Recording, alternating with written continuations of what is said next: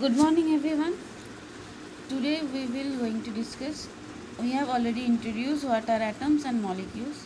Today we will going to understand what are compounds, what are molecules of compounds, what are elements. These things we are going to understand, and one very important thing we are going to see, that is what is atomic mass. So let's start today's class. Okay. So how what is an atom? Already we have done. So many people are saying that atoms are indivisible, but it was wrong. When we are going to study the chapter structure of atom, we will see that Rutherford has told that atom is made up of many tiny particles. These tiny particles are a positively charged particle, a negatively charged particle, and neutral particle, that is neutron. So atom is indivisible. That postulation was wrong. So atoms can be defined as the smallest particle of matter that takes part in a chemical reaction. So atoms is the smallest particle. That was not a particular right term we can use, because atoms are also divisible. So they are also participate in chemical reaction. How big are atoms? Atoms are very small. They are smaller than anything that we can imagine or compare with.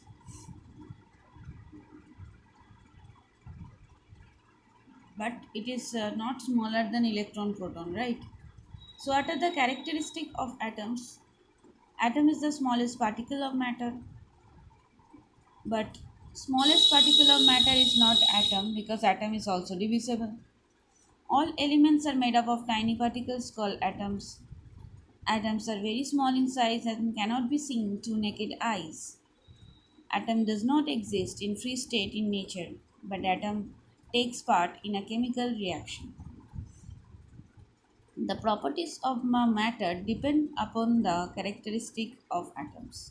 So suppose you have a solid state of matter. Suppose you have taken some sugar. So sugar is made up of carbon. So same carbon atom is present throughout the sugar. So the properties of a matter depend on the characteristics of an atom of atoms. So atoms are the building block of an element similar to a brick which combine together to make a building. So we know that many bricks together come after combining together, forming a building. So that means each brick we can consider as an atom, like one atom is present in a molecule or compound, right? The size of atom is indicated by its radius.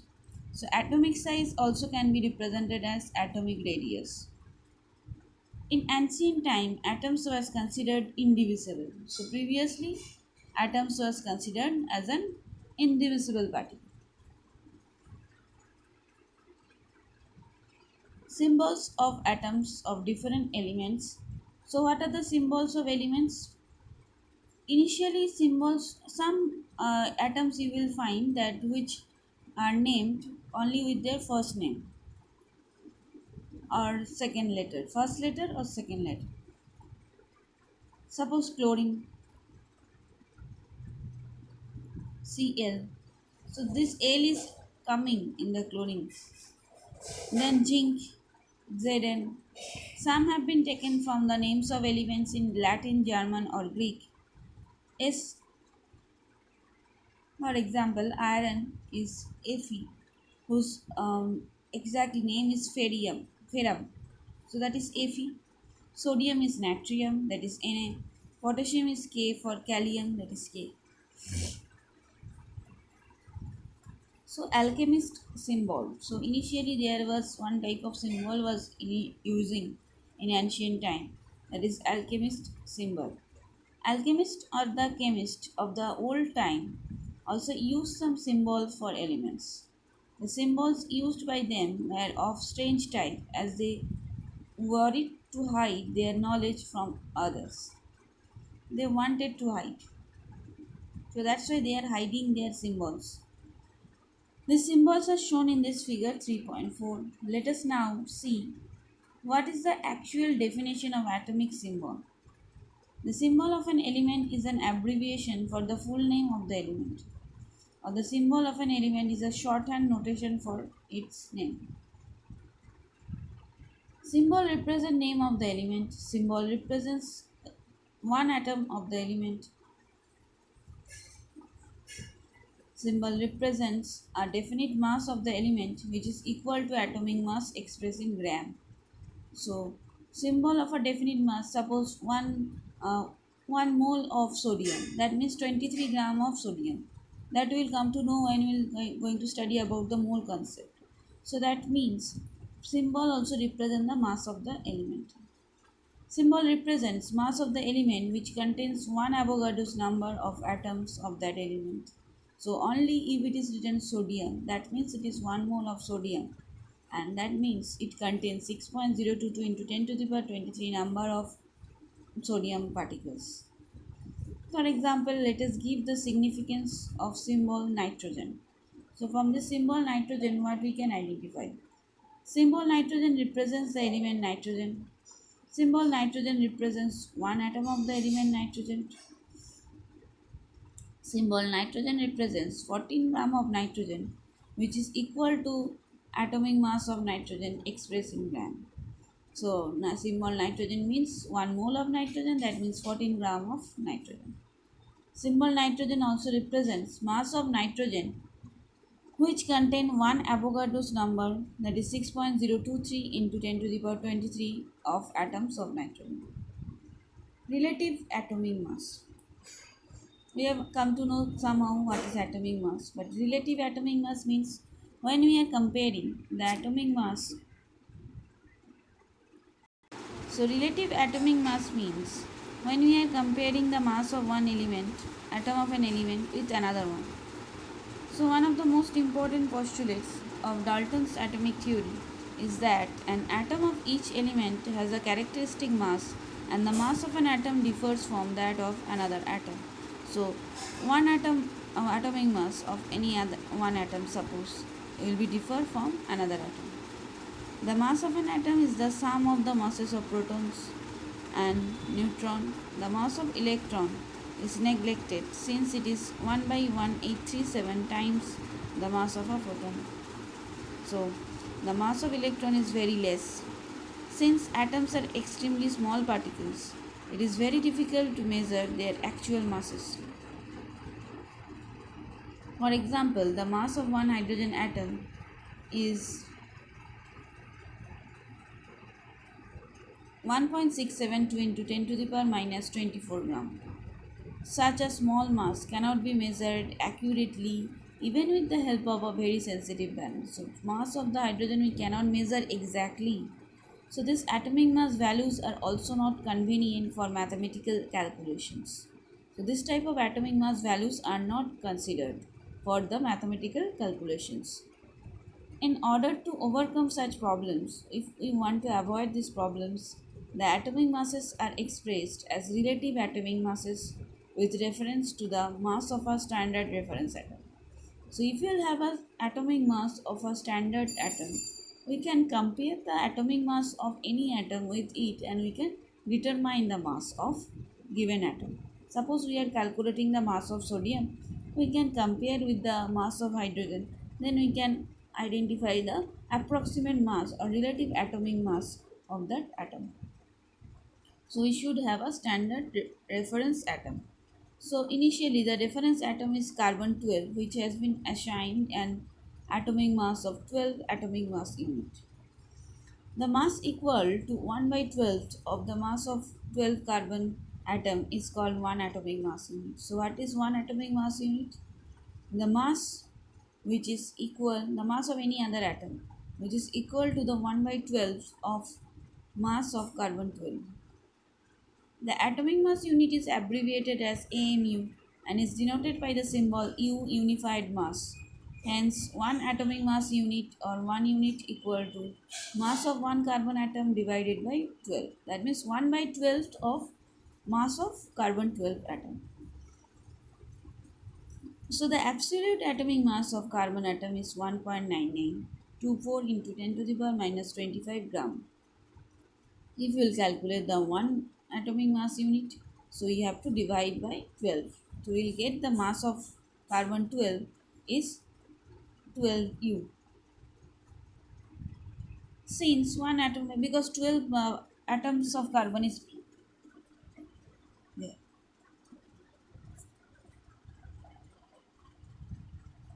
Since at one atomic mass unit is equal to a very small mass, that is 1.66 into 10 to the power minus 24 gram, and such a small mass cannot be measured on a balance. The atomic mass unit is not a practical unit. The atomic masses are expressed on relative scale based on the mass of one carbon 12 atom. The atomic mass of an element is defined as the average mass of an atom of an element in atomic mass unit. So average mass of an atom in atomic mass unit, that is AMU. Due to the presence of isotopes, the elements have fractional atomic masses. So due to the presence of isotope, there are some fractional atomic masses.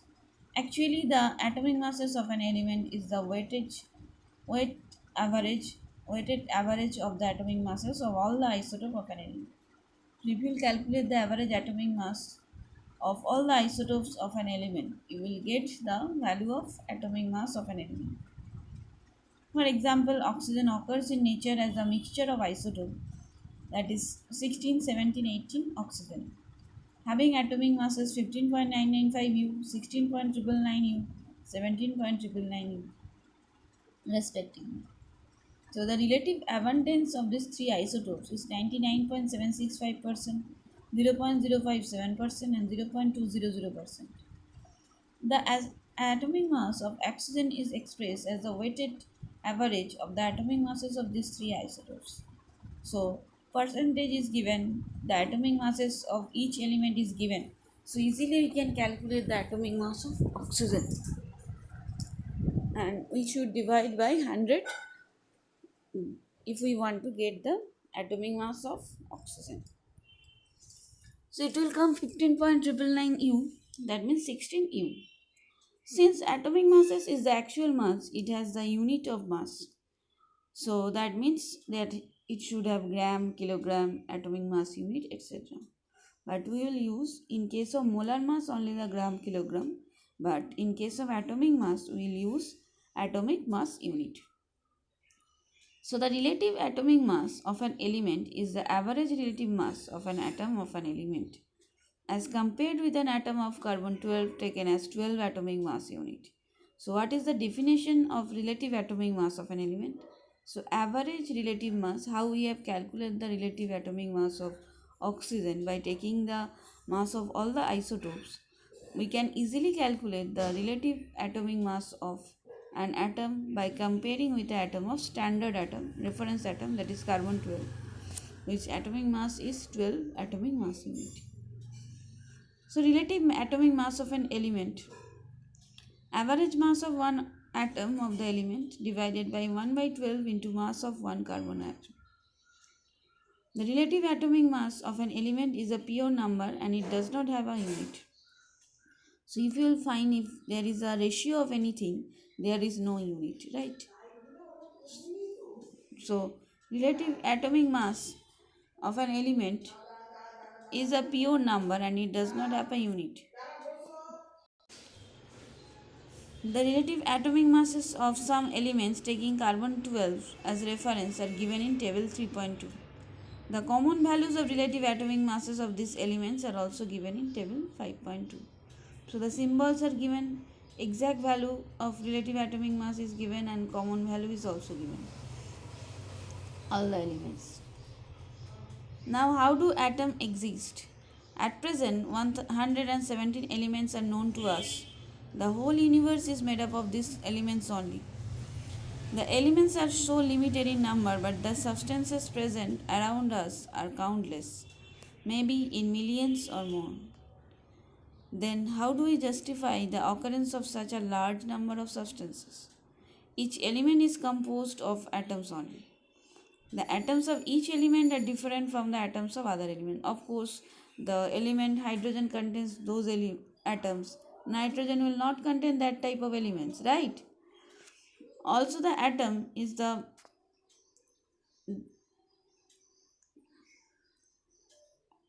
so also the atom is the particular atom present only in a particular element only, right? Atomic mass and mass number are not the same. Okay, you will find one definition of mass number in structure of atom chapter, but both are not same. Atomic mass refers to the naturally occurring mixture of isotopes. Mass number refers to an individual isotope. So suppose carbon 12 only. Atomic mass is an average and never an exact value. We cannot get any time exact value of atomic mass. It will not having any integers. Mass number is a sum of total number of proton plus total number of neutrons which is present in the nucleus of the atom and is always an integer. So the Dalton's atomic theory not only explained the laws of conservation of mass and law of constant proportion but also predicted the new ones. He deduced the law of multiple proportions on the basis of his theory. The law states that when two elements form more than one compound, the masses of one element in this compound for a fixed mass of the other element are the ratio of small whole numbers. So there is the ratio of small whole number. For example, carbon and oxygen form two compounds like carbon monoxide, carbon dioxide.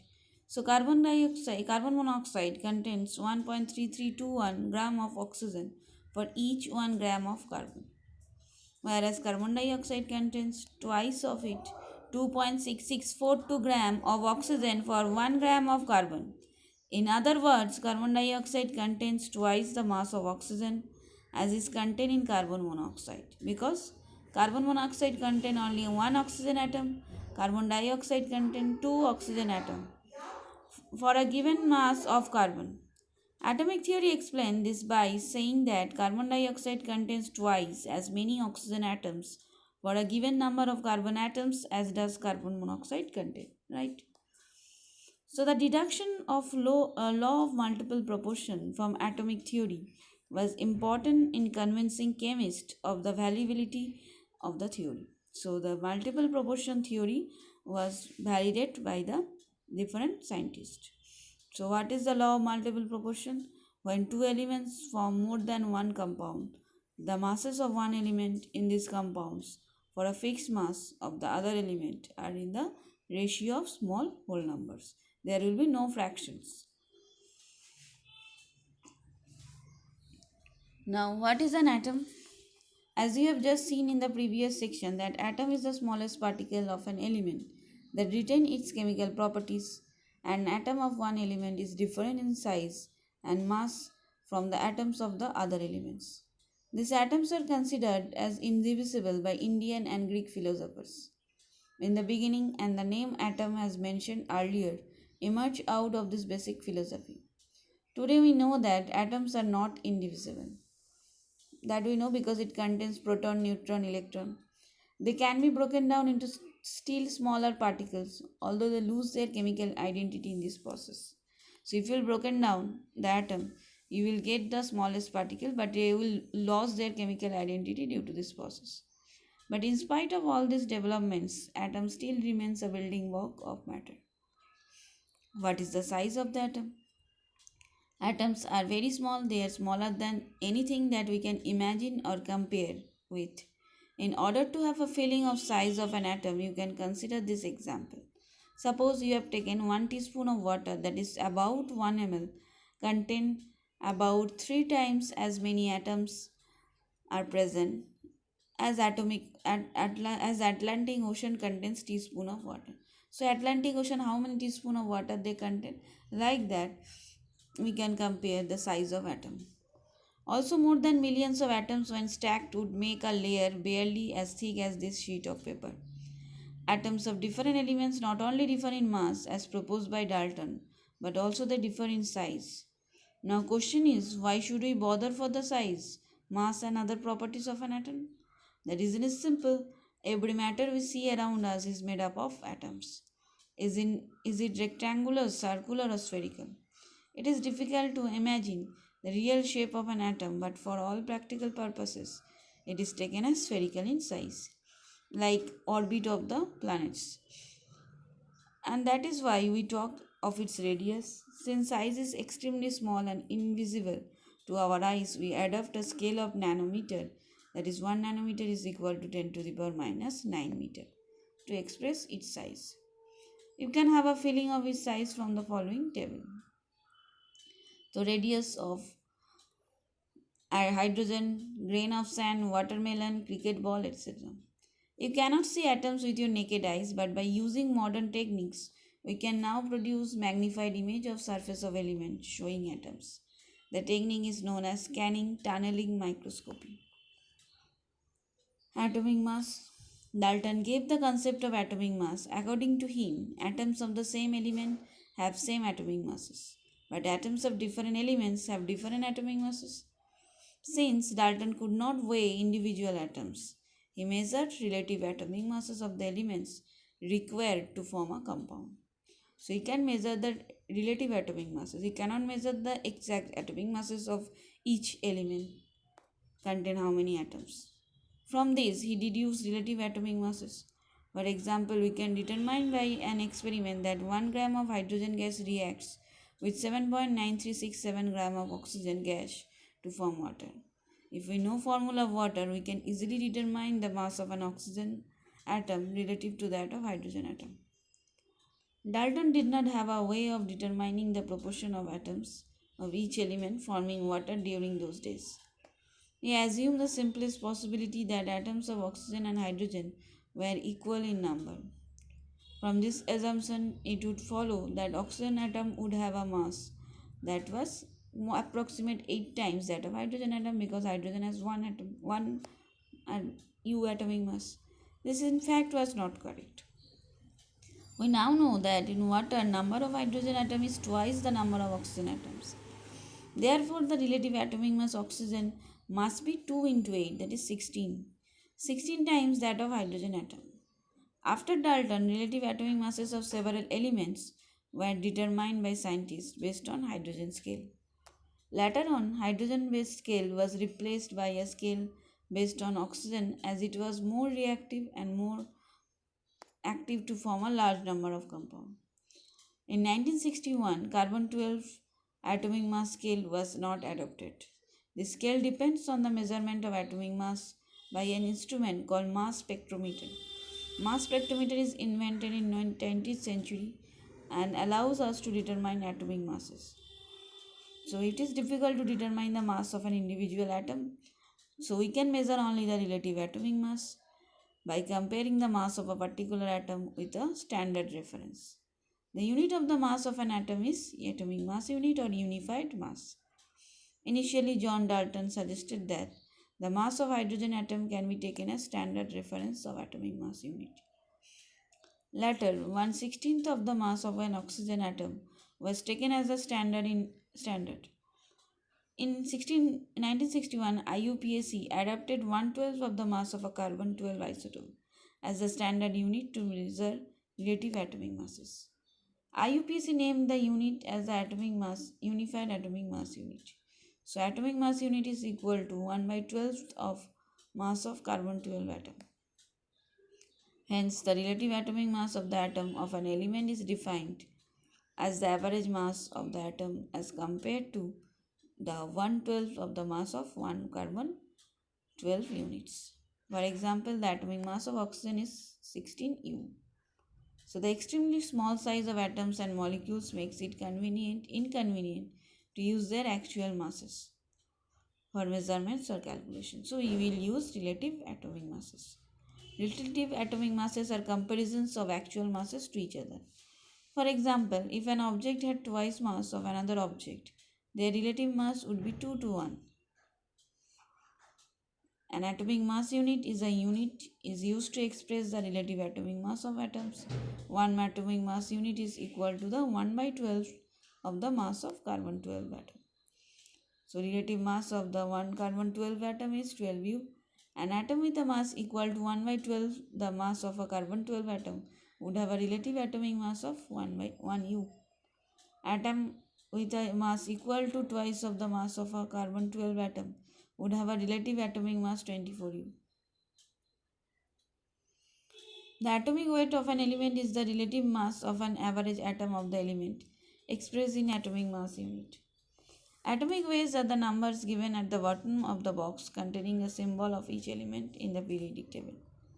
According to the periodic table, the atomic weight of nitrogen atoms is 14 U and that of silicon atom is 28.1 U. This means that silicon atoms are very close to twice the mass of nitrogen atom. Put another way, it means that two nitrogen atoms have a total mass very close to the mass of one silicon atom. So these all are relative atomic mass. The atomic mass of some common element is given in the following table. This will be better for you that you will remember some of the mass of elements. So what is a molecule? A molecule will be made up of group of two or more atoms are chemically bonded together. Like water is a molecule. So hydrogen and oxygen will be chemically bonded with each other and by attractive forces. Atomicity is very important if any atom is there. So if any element is there, suppose nitrogen, so how many atoms are present in N2, that will be the atomicity of elements. So 2 is the atomicity of N2. So monoatomic means when a molecule is formed by single atom, like sodium. Sodium means only one atom is present, so its atomicity is 1. That's why sodium is monoatomic. Generally, noble gases form monoatomic molecules, for example, helium, neon. Diatomic, when molecule is formed by the combination of two atoms, is called diatomic molecule, for example, hydrogen H2, oxygen O2, nitrogen N2, chlorine Cl2. When molecule is formed by the combination of three atoms, it is called triatomic molecules, for example, O3. When molecule is formed by the combination of four atoms, it is called tetraatomic molecule, for example, phosphorus. When molecule is formed by the combination of more than two atoms, it is called polyatomic molecule, for example, S8. So all metals are monoatomic, all gases are diatomic. Molecules of different elements. Two atoms of oxygen will react and forming O2 gas, that is diatomic. Three atoms of oxygen combine with each other and forming O3, that is ozone, it is diatomic. 4p can be represented as P4, that is tetraatomic. 8s S8, it will be polyatomic. Particles carrying positive or negative charges are called ions. Types of ions are cations. Positively charged ions, example Al3 plus, calcium 2 plus. Anions are negatively charged ions, example Cl minus, Br minus. All metals form cations by losing electrons. As aluminium having 3 electrons in the outermost shell, it will lose 3 electrons and forming cations, and all nonmetals form anions by gaining electrons. Now, what is a molecule? Already we have discussed. So, Dalton proposed his hypothesis that atoms react to form a molecule, which is said as compound atoms. Today, we know that what a molecule is. A molecule is an aggregate of two or more than two atoms of the same different elements in a definite arrangement. Like water is an indefinite arrangement, we cannot write H3O. These atoms are held together by chemical forces, chemical bonds. An atom is the smallest particle of a substance but cannot exist freely. Contrary to this, molecules can be considered as the smallest particle of an element of a compound which can exist alone or freely under ordinary conditions. A molecule of a substance shows all the chemical properties of that substance. To describe the chemical composition of a molecule, we take the help of symbols of elements and formulas.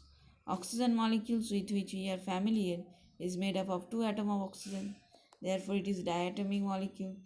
Hydrogen, nitrogen, fluorine, chlorine, bromine, and iodine are other examples of diatomic molecules, which are represented like this respectively. Some other elements exist as more complex molecule like P4, which has 4 atoms, whereas sulfur exists as 8 atom molecules at ordinary temperature and pressure. A molecule made up of 4 atoms is tetraatomic molecule. Normally, molecules consist of more than 3 or 4 atoms are considered under the category of polyatomic molecules. Only a few years back, a form of carbon called Buckminster fullerene having molecular formula C60 was discovered, which we will study later on your higher classes. Molecules of compounds are composed of more than one kind of atoms. A familiar example of a water molecule which is composed of more than one kind of atom So in water you can see three types of three atoms are there. One is two hydrogen atom and one oxygen atom.